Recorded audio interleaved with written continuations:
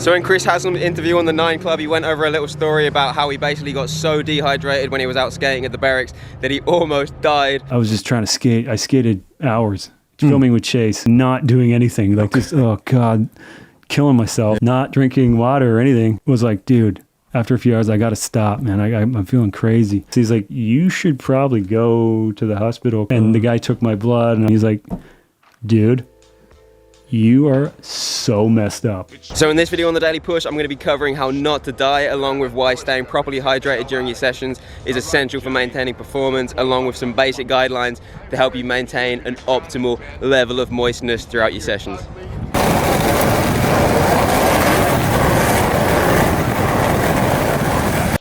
So Chris Haslam nearly died for just pretty much one reason, and that is that your body just shuts down completely if it doesn't have enough water. So inside this little skin perimeter that's surrounding our flesh vehicles, there's about 55 to 60% water. So it's involved in things like keeping your joints and your tissues just lubricated. It's going to act as a little shock absorber as well for your joints when you're out skating. It's essential for transporting nutrients all throughout your body, going to enhance chemical reactions as well, along with giving us nutrients, regulating body temperature, and a load of other stuff as well. So simply put, water is the absolute boss. He put the capital B in the boss. Boss of the boss. Boss of the boss. So Haslam entered pretty hardcore into the realms of dehydration, but way before you get to this level, your skating is going to have been getting progressively worse, as just a small amount of dehydration is going to affect all of those systems that power your skating. So the equivalent of losing just 1% of your body weight in sweat is already going to affect aerobic performance. From about 2% and up, you might start feeling symptoms of fatigue and headaches, dizziness, nausea and stuff like that. Around 3 to 4%, your muscular endurance, strength and precision is going to go down. And then around 6%, you're going to get into Haslam's realms of dehydration. So here you'll get things like heat stroke and even a coma. And he's like, dude, usually people with your levels of creatine and potassium and stuff are in a coma for a week already. Then about 10 to 20% dehydration, you're just going to straight up die. So I know it can be pretty pointless telling a skater to hit up a doctor, but if you are feeling like really bad and you think it's related to dehydration, then just go hit one up, because at the end of the day, shit can get pretty serious.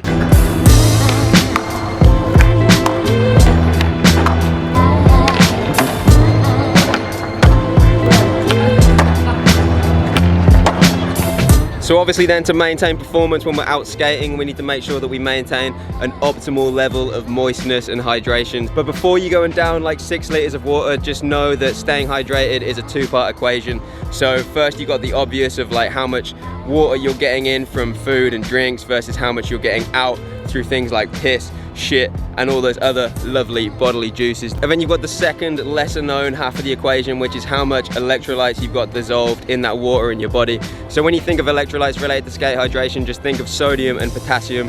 Sodium coming from just normal table salt, and potassium coming a little bit from normal table salt, but primarily from foods. So electrolytes are essential for your cells to function, but they also like suck water to wherever they are, helping you absorb more water and kind of keep water where your body wants it to be.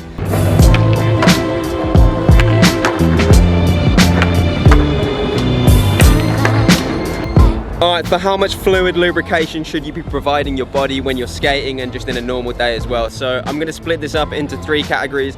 What you should be drinking is just the base foundation when you're not skating, then what you should be drinking in a normal session, and what you should be drinking in just like a more intense, longer session as well. So starting off with just the baseline recommendations, your average adult is going to want to get about 3 liters of water throughout the day. So about 2 liters is going to come from drinks, and then about 1 liter is going to come from food. So high water foods are things like fruits and veggies, so cucumbers, carrots, apples, things like that.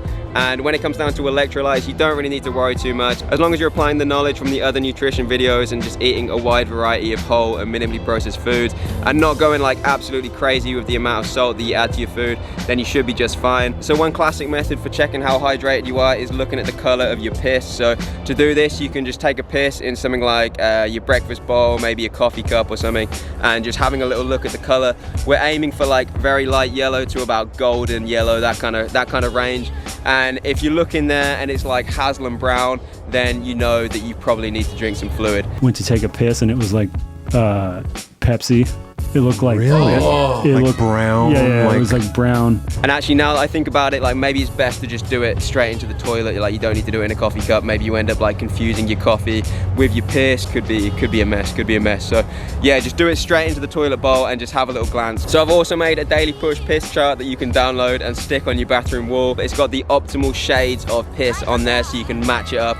Have a little look into the bowl and be like, all right, yeah, we're good, gold and yellow, let's get it. So there's gonna be a link for that in the description below. Like a motherless child, sometimes I feel like a motherless. All right, so it's skate hydration time. Now, when you're out skating, your body can need much more water.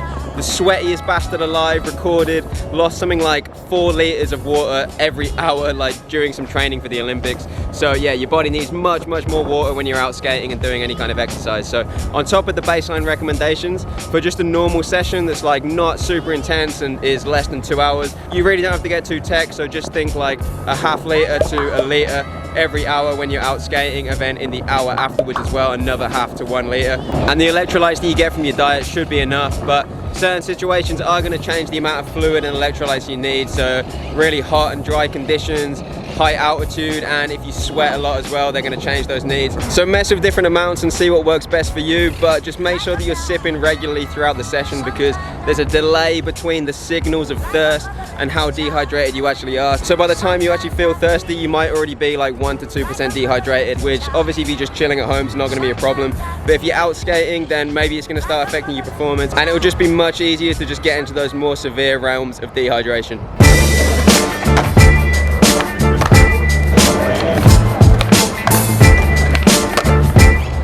So for sessions longer than about 2 hours, or really intense ones longer than 1 hour, especially if you're sweating a lot, then your hydration needs are going to get a little bit more tech. So for these kind of situations, think about a quarter to half liter, 30 to 60 minutes before your session. And then for every hour during your session as well, you're going to want to get in about a half liter to a full liter, along with some electrolytes and some carbohydrates as well, which aid hydration, and then maybe some protein as well. But if you want to learn more about mid-session nutrition, I'll put a link for the video I've done on that down in the description below.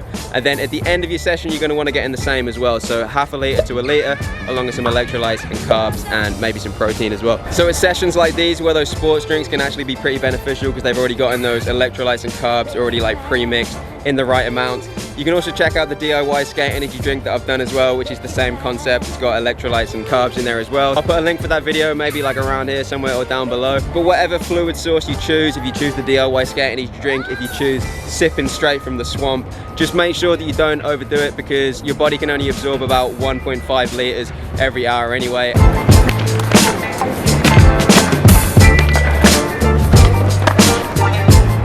Alright, so just some final comments on coffee and alcohol. So first off, coffee, like people usually think of it as something that dehydrates you, but in reality, it's actually not going to do that unless you're drinking an insane amount. So just like 1 cup of coffee before your session, you're going to be totally fine. And when it comes down to alcohol, alcohol does naturally dehydrate us, causing us to lose more water than we put in. So regardless if you're out drinking a lot of water and drinking a lot of alcohol at the same time, you're always going to be losing more water than you put in. So if you drink regularly, or you've got like an important session that you want to be like super on point for, maybe just think a little bit about how alcohol is going to affect like how dehydrated you get. And I guess you really just need to choose which you want: optimal hydration or just some extra beers. So let me know what you think about this video down in the comments below. If you got any questions about anything, drop them down in the comments below, and make sure you subscribe as well for regular content that's going to improve how you skate and how you feel when you skate.